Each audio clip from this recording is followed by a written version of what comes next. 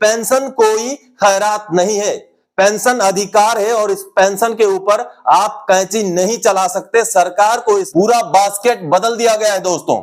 आधुनिक संसाधन, मोबाइल, गाड़ी, बच्चों का रख रखाव, पर्सनल केयर, सब कुछ कर दिया है शामिल। जैसे अपने बच्चों को अच्छे स्कूल में पढ़ाना है, उनकी अच्छी शिक्षा, अच्छी परवरिश करना है, इसके लिए मैं अपने माता पिता का केयर करना छोड़ दूं। अब ये जो परिवर्तन हुआ है, इसी परिवर्तित आंकड़ों के आधार पर आगे हमें डीएडीआर का बढ़ोतरी देखने को। नमस्कार, वंदे मातरम दोस्तों, स्वागत है आप सबका सैनिक पाठशाला में।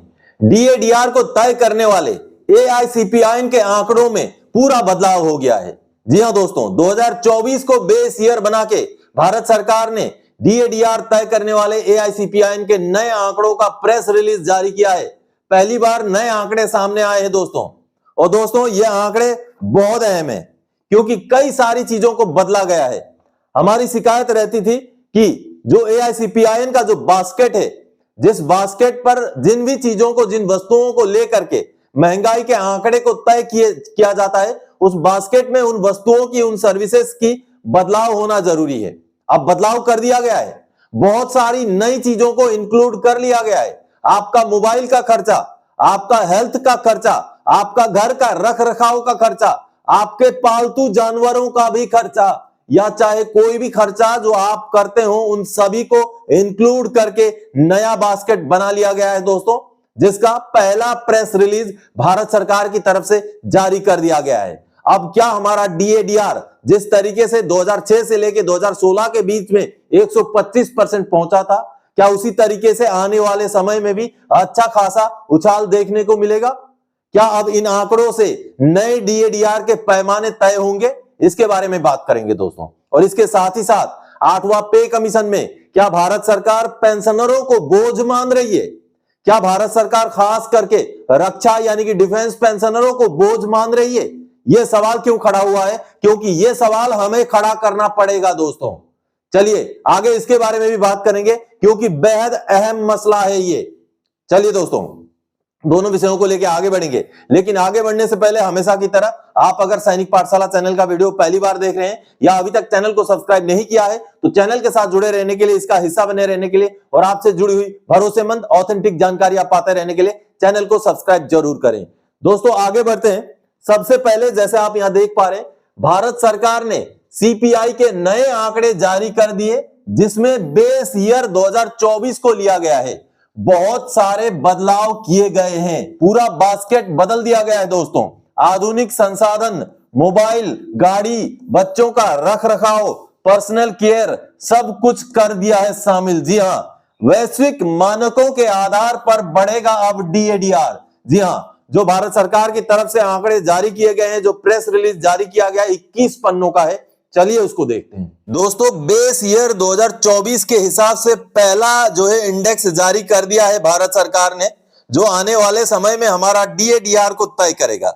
अभी तक जो भी एआईसीपीआईएन के आंकड़ों के बेस पर हमारा डीएडीआर बढ़ता था, अब उन आंकड़ों को परिवर्तन करके आधुनिक नियमों के हिसाब से बहुत सारी वस्तुओं में बदलाव करने के बाद ये सामने आंकड़े आप देख पा रहे हैं। ये ministry of statistics and programme implementation की तरफ से, भारत सरकार की तरफ से जारी किया गया पहला प्रेस नोट है, जो कि 2024 को बेस ईयर मानते हुए कंज्यूमर प्राइस इंडेक्स सामने रखे गए हैं। दोस्तों 12 फरवरी 2026 का ये प्रेस नोट है, जो अहम है, बेहद अहम है, क्योंकि आने वाले समय में अब जो भी वस्तुओं को लिया गया है, उनके हिसाब से ही हमारा कंज्यूमर प्राइस इंडेक्स निकलेगा और उसी हिसाब से आने वाले समय में हमारा डीएडीआर तय होगा। तो इसमें जो बदलाव हुए हैं वो बेहद अहम है, बहुत महत्वपूर्ण है। ये देखिए, पहले क्या हुआ करता था, अब क्या हो गया है। देखिए, फूड एंड बेवरेज, पान, tobacco and intoxicants, clothing and footwear, housing, water, electricity, gas and other fuels, furnishing, household equipment and routine household maintenance, health, transport, information and communication, recreation, sports and culture, education services, restaurant and accommodation services, personal care, social protection and miscellaneous goods and services का पूरा all India का ये देखिए, urban में क्या है, फिर rural में क्या है, उनका कॉम्बिनेशन क्या है, इंडेक्स में उसका क्या फर्क है और इन्फ्लेशन में उसका क्या फर्क है। इसी तरीके से अगर विस्तृत तौर पे आप देखेंगे तो ये देखिए किन किन सामानों को लिया गया है, जो आधुनिक सामान है, जो आज के डेट के रोजमर्रा के सामान है, उनको भी इंक्लूड कर लिया गया। आप जैसे देख पा रहे हैं, फूड है, बिवरेज है, services for processing primary goods for food है, एल्कोहल बिवरेज है, पान एंड टोबैको है, क्लोथिंग है, फूडवेयर है, actual rental payments made for housing, यानी कि जो घर का किराया दिया जाता है वो भी है, maintenance, repair and security of the dwelling, अगर आपको किराए के घर में या कहीं भी आपको अगर रिपेयर करना पड़ता है, मेंटेनेंस करना पड़ता है, तो उस खर्चे को भी लिया गया है, उसके आंकड़े भी लिए गए हैं। Water supply, miscellaneous services relating to the dwelling, electricity, gas and other fuels, furniture, furnishing and loose carpets, household textiles, household appliances, glassware, tableware and household utensils, यानी कि बर्तनों को भी लिया गया है दोस्तों। हाउस होल्ड अप्लायंसेस, जो घर में सामान जो जरूरत पड़ती है उनको भी लिया गया है। Tools and equipment for house and garden, garden के लिए, घर के लिए जो इक्विपमेंट, जो टूल्स की जरूरत पड़ती है, उनके भी आंकड़ों को यहां लिया गया है। Goods and services for routine house hold maintenance, घर का जो मेंटेनेंस किया जाता है, नॉर्मल मेंटेनेंस, उसको भी लिया गया है। Medicine and health products, out patient care services, in patient care services, other health services, purchase of vehicle, यानी कि गाड़ी की खरीद को भी अब इंडेक्स में लिया गया है, जो बड़ी बात है दोस्तों।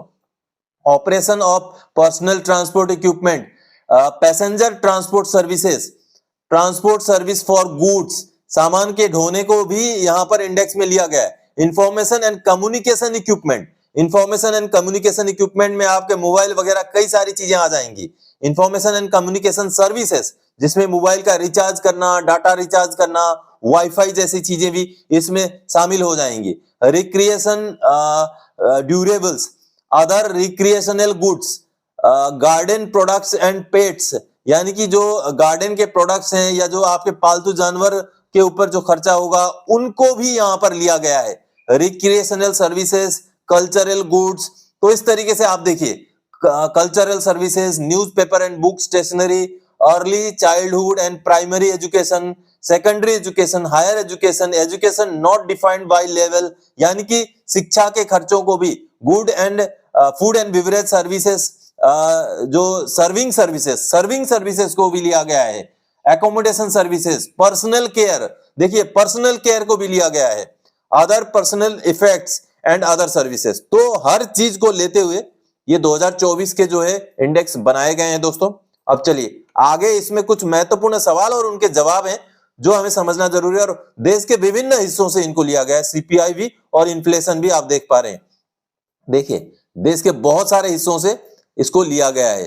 तो चलिए जो सवाल जवाब है, इनमें महत्वपूर्ण जो आपको समझना जरूरी है, उसमें से सबसे पहला सवाल, 7वां सवाल, how many markets and towns are covered in CPI 2024, कितने मार्केट, कितने बाजार और कितने टाउनों को कवर किया गया है। CPI 2024 series cover 1465 rural market and 1395 urban markets across 434 towns. In addition 12 online markets are covered across 12 towns having a population of more than 25 lakh. ये भी बड़ी बात है दोस्तों, ऑनलाइन मार्केट को भी कवर किया गया है। 25 लाख से ज्यादा जिन शहरों में जनसंख्या है, उनमें से 12 शहरों के 12 ऑनलाइन मार्केट्स को भी ध्यान में रखते हुए ये इंडेक्स जारी किए गए हैं, जो बड़ी बात है दोस्तों। अगला चलिए, अगला सवाल मैं दिखाना चाहूंगा आपको, 10 नंबर सवाल, ये देखिए, what are the major changes in CPI 2024। CPI 2024 में मेजर बड़े बड़े बदलाव क्या हैं। देखिए major changes in CPI 2024 includes revising item basket and weight as per HCES 2023-24, यानी कि जो बास्केट के अंदर जो सामान है उनको बदल दिया गया है, और वेट भी, बास्केट का वेट भी बदल दिया गया है। Adoption of the COI COP, ये मैं आगे समझाऊंगा ये क्या है, ये एक इंटरनेशनल कॉन्सेप्ट है दोस्तों। Refinement in index, compilation methodology, inclusion of alternative data source, use of modern technology and more granular data dissemination, यानी कि दोस्तों जो आधुनिक, अभी जो आज के डेट की जो जरूरतें हैं उनको ध्यान में रखते हुए सीपीआई के 2024 वाले जो ये बेस ईयर मान करके जो इंडेक्स बनाए गए हैं उनको तय किया गया है, ऐसा यहां जवाब दिया गया है। अगला देखिए 18 नंबर सवाल भी एक महत्वपूर्ण है, आपको मैंने बताया था आईसीओपी क्या है। अब इसमें देखिए, the classification of individual consumption according to purpose, ये है COICOP, is the international classification of household expenditure developed by the United Nations Statistics Division। यानी कि दोस्तों जो भी आंकड़े बनाए गए हैं, जो भी फॉर्मूला लगाया गया है, वो एक इंटरनेशनल वैश्विक तौर पर जो माने गए आंकड़े हैं, जो माना गया कॉन्सेप्ट है, उसको लागू करते हुए उसके हिसाब से उन्हीं गाइडलाइन के बेस पर इनको लागू किया गया है, इनको तैयार किया गया है, ऐसा इसमें कहा गया है। अब अगला जो महत्वपूर्ण सवाल मैं आपको दिखाना चाहूंगा, ये सवाल है 39 नंबर सवाल। ये देखिए 39 नंबर जो सवाल है ये भी अहम है। ये देखिए 39 नंबर सवाल में अब कौन से आइटम में कितना कितना वेटेज रहेगा ये आप देख पा रहे हैं। इसी तरीके से नीचे की तरफ ये देखिए कौन से आइटम में क्या क्या वेटेज रहेगा, रूरल में, अर्बन में, और कंबाइंड क्या होगा ये देखिए। और पहले 2012 के सीपीआई में क्या था, 2024 के सीपीआई में अब क्या होगा, क्योंकि अब बहुत सारे सामान इंक्लूड कर लिए गए हैं, तो इस हिसाब से ये देखिए अलग अलग, ये देखिए अलग अलग सामान का अलग अलग वेटेज दिया गया है। तो कहीं ना कहीं ये सारे इंपॉर्टेंट है। और साथ ही साथ और एक महत्वपूर्ण बात है, how often will be revision of occurs in the future, यानी कि आने वाले समय में इन चीजों का, ये सारी वस्तुओं का या पूरे कॉन्सेप्ट का कितने समय के बाद सरकार रिवीजन करेगी, जिसका जवाब दिया गया है, the ministry plans to institutionalise base revision at regular intervals, यानी कि रेगुलरली एक निर्दिष्ट समय के अंतराल में इसको रिवीजन करते रहेंगे, ऐसा यहां कहा गया है। As per global practice it should be done every 3 to 5 years, यानी कि हर 3 से लेके 5 साल के बीच में इसको रिवीजन करना है, जो इंटरनेशनल जो रूल है उसके हिसाब से। तो आप सबने देखा दोस्तों, पूरा पैमाना बदल चुका है। अब हम आस करते हैं कि आने वाले समय में इन बदले हुए आंकड़ों के साथ हमें जो एक्चुअल ऑन ग्राउंड में महंगाई है उसके हिसाब से महंगाई राहत या महंगाई भत्ता मिला करेगा। ये तो समय बताएगा, उसके आंकड़े जब लागू करके DADR दिया जाएगा, जब कैलकुलेशन बनाया जाएगा, तब जाकर के पता चलेगा दोस्तों। अब चलिए दोस्तों अगली जानकारी की ओर आगे बढ़ते हैं। क्या 8वें वेतन आयोग में पेंशन बढ़ोतरी से कतरा रही है सरकार? खासकर डिफेंस पेंशन को लेकर के उठे ये बड़े सवाल।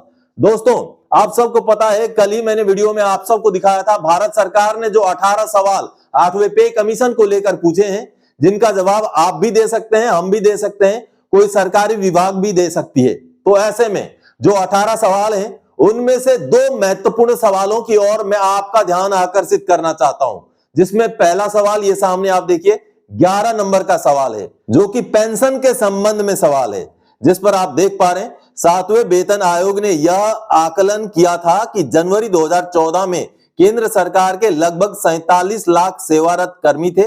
इसमें केंद्रीय सशस्त्र पुलिस बल, रेलवे और रक्षा बल शामिल थे। पेंशन भोगियों की संख्या 52 लाख से कुछ ही कम थी। वर्ष 2025-26 में केंद्र सरकार के कर्मियों की संख्या लगभग 50 लाख है, जबकि पेंशन भोगियों की संख्या लगभग 70 लाख है। पेंशनों की संख्या में इस वृद्धि ने सरकार के बजट पर अतिरिक्त वित्तीय भार डाला है। राजकोषीय प्रभाव को प्रबंधनीय सीमाओं पर ध्यान रखते हुए पेंशन भोगियों की उचित अपेक्षाओं को पूरा करने में कौन से दृष्टिकोण सहायक हो सकते हैं? बहुत क्रिटिकल सवाल है दोस्तों। इसके साथ ही साथ अगला सवाल 16वां सवाल देखिए, खास करके डिफेंस पेंशनरों को लेकर के। राष्ट्र के पास सेवारत सैन्य कर्मियों की तुलना में सैन्य पेंशन भोगियों की संख्या कहीं अधिक है। वर्ष 2025-26 में रक्षा पेंशन पर होने वाला खर्च रक्षा वेतन और भत्तों पर होने वाले खर्च से अधिक होने की संभावना है। जैसे जैसे कुल रक्षा पेंशन बिल अनुमानों के अनुरूप बढ़ेगा, इसका प्रभाव उपकरणों और हथियारों की खरीद, उनके रखरखाव और रक्षा बलों के आधुनिकीकरण पर स्पष्ट रूप से दिखाई देगा। रक्षा जनशक्ति लागत और इसके पेंशन बिल में वृद्धि को नियंत्रित करने के लिए आप किन बदलावों की सिफारिश करेंगे? दोस्तों ये जो 2 सवाल हैं, ये सरकार के मंशा के ऊपर सवाल खड़ा कर रहे हैं। पेंशनरों को लेकर के जिस तरीके के ये सवाल पूछे गए हैं, जैसे कि पेंशनर सरकार के ऊपर बोझ बन गए हों। अब ऐसे में क्यों सरकार ये सवाल पूछ रही है कि पेंशनरों के ऊपर ज्यादा खर्चा हो रहा है, पेंशनरों की संख्या बढ़ रही है? इस तरीके के मुद्दों को इन सवालों में लाया गया है, जिसका ठोस जवाब आप सबको मिलकर के देना पड़ेगा दोस्तों।